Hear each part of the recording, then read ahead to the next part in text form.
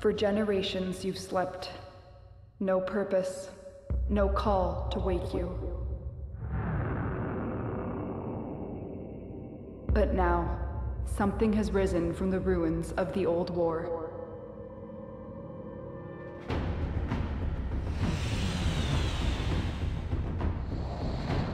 The Grineer. Swallowing colonies whole, their clones flood the system from a hidden, toxic wound. The twin queens, the sisters, have sent their most beloved commander, Vor, on an urgent mission. Hi and welcome to Warframe on the Xbox One. Twisted crusade they have Before anybody jumps to it, I don't own an Xbox scattered colonies into an empire. This is basically just because the game came out and I would love to do content on both of the consoles, but I don't have either of them. I just couldn't let this one skip by. I actually recorded this on the Tuesday, basically within 24 hours of it coming out. Most of the bugs this had have now been fixed. The ones that are still there will be fixed in a couple of days. But it starts off pretty much the same. We didn't show the whole intro because, well, most people know it, and those who don't, it is spoilers. When you start, you obviously got a choice of the 3 frames. You've got Excalibur, and the only one of his abilities you'll have to start off with is Slash Dash, and it can pose a bit of an issue on the first mission, but it does come in more useful later on. You have Mag, where the ability you'll be using will be Pull, and it's good, but it has very limited range. Then there's Volt. Volt is probably the best for new players, to be honest, because his first ability's got range. He can increase the squad's running speed. The shield comes in really useful, but personally I went for Mag this time because I've started the game with the other 2 before. I used Volt last time I actually did this, but Excalibur when I first started. The gameplay was, I didn't notice it dropping frames that much. The graphics were okay and they weren't overkill. Unfortunately this recorded in 720, but I was actually playing it in 1080, so it might look a bit weird, but trust me, it played very well in 1080p. I don't know if the option's actually there to see the frames per second. That is something I should have looked at and turned on maybe, but after doing this on the PC and then jumping to a console, I do use the controller sometimes on the PC, not all the time. On the console, there was a few niggling problems. They have worked one of them out, and the other one, to me personally, just comes with the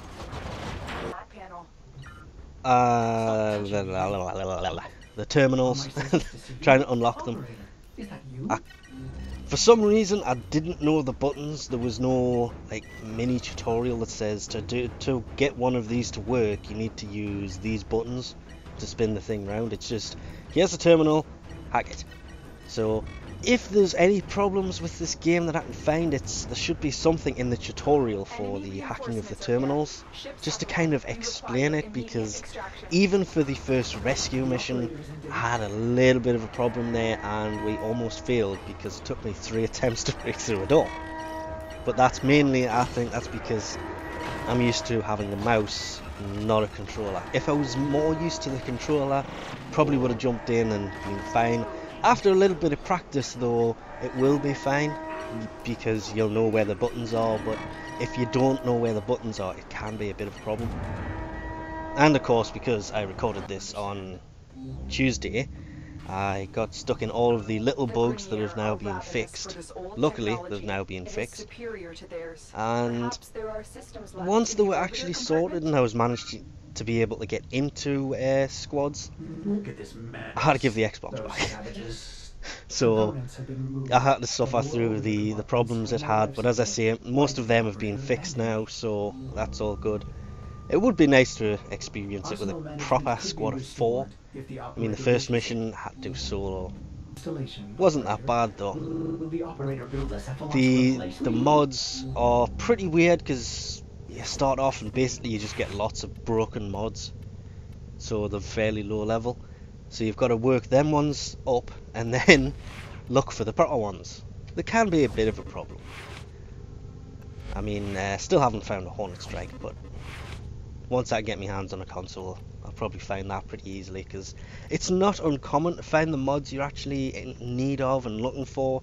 It can just take time. Anyway, most of this game works exactly the same as the PC one does.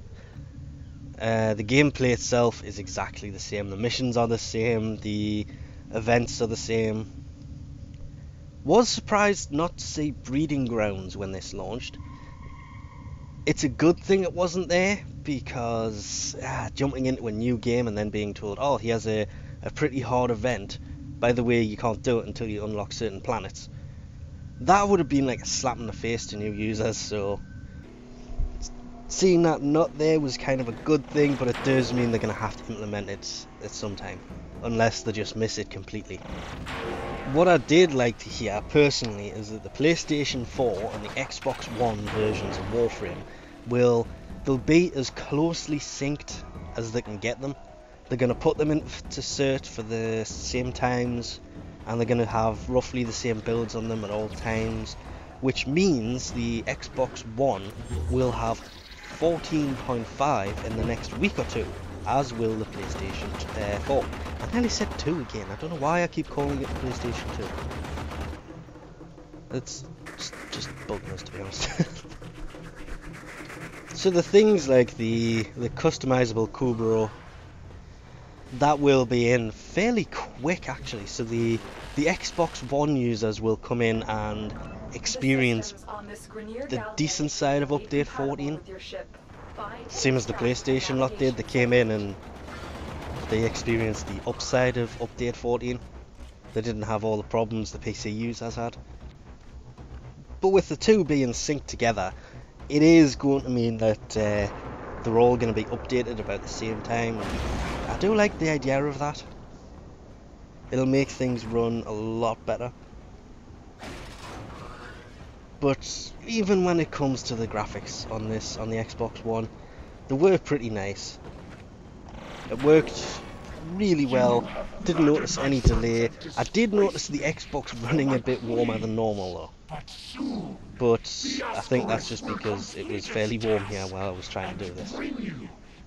Of course, with it being new to the Xbox One, the only thing you've got to really worry about is when you get to the higher levels, you can't just rely on the squad being just as powerful as you are, if not more powerful, because everybody is classed as new users. They are all new accounts. There is people who will play a lot of this game who will get all the good stuff pretty quickly. There are those who will buy things like the Prime Access Pack, which is also here, but the way the Prime Access Pack worked was a bit weird. The Prime Access Pack, of course, being the current, because it changes all the time, it's the current Prime Warframe you can get in the game, and the current Prime weapons. Doesn't include all weapons, because sometimes they do throw one in every now and then.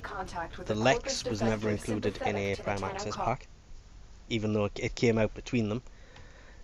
And there is this other part of it, because they've split it into 2 instead of 3 for the Xbox. And on the Xbox you can buy the Warframe and the Platinum and the weapons. They all come as one pack for, it's actually a fairly decent price. But if you want the accessory pack, which is basically just the boosters and it's a skin and usually something else Prime, that comes with a bit of a problem. That in itself costs a lot more on the Xbox One than it does on the PC, which I found that to be a bit weird. But oh well. When it comes to account migration, I have no idea. It'll happen eventually. It took nearly a year for the PlayStation 4, so hopefully it'll take a little bit less time, but it should take long enough that people can enjoy this game, because It is still a hell of a lot of fun on the Xbox. It's just getting used to the controller because it's slightly different to the PC. The crouch system, for example, you can't just toggle it to slide. You have, on that one thumbstick, you have the slide, crouch, and roll. And that is, there's 3 options for that one button, and all 3 of them are active at all times. You can toggle the crouch, which means you hold it in for a second or 2 and they'll start to slide, or you'll crouch and stay crouched. But if you use that for sliding and then trying to helicopter, which is a maneuver that adds melee to the end of it once you slide, that can be a bit of a problem, because at the other side you're stuck in a crouch and you're trying to stand up, and what you do is you start rolling around because you're kind of trying to panic press buttons. And it would be nice if you could just take off the roll function at the end and literally just have it click to toggle rather than hold it in to toggle. But that's the only thing I could actually find wrong with this. It worked fairly well. I didn't see any frame drops at all. The matchmaking has been sorted, and I liked it. But of course, I like this game anyway, so I'm a bit biased. Would like to try this on the PlayStation 4 though, maybe one day, but for now, I mean, I haven't even got the Xbox anymore. Anyway, we'll leave this off here for now. Thanks for watching, and I'll catch you next time. Look, the Ascaris detonator has just disintegrated. It's as if it was directly connected to Vor.